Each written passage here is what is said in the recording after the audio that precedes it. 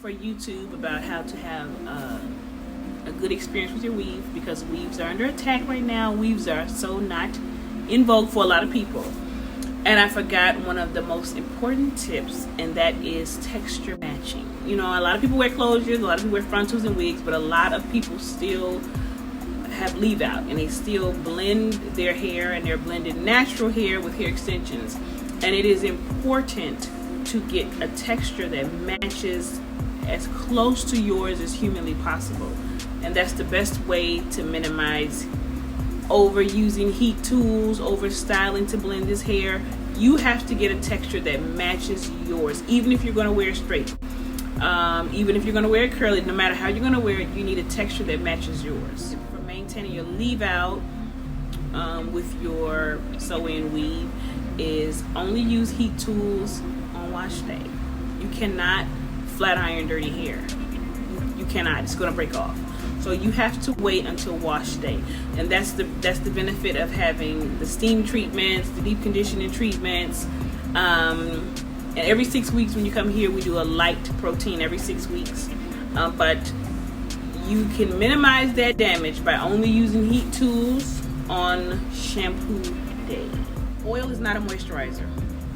Oil soothes, lubricates, makes it shiny, but oil is not a moisturizer.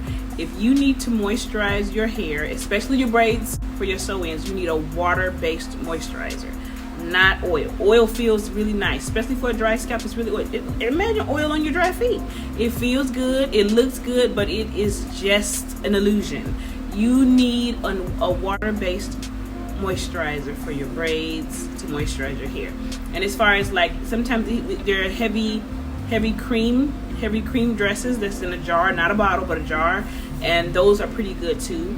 But you really need a moisturizer. Oil does not moisturize. I hear a lot of people saying, "Why are you using Jamaican Black Cat?"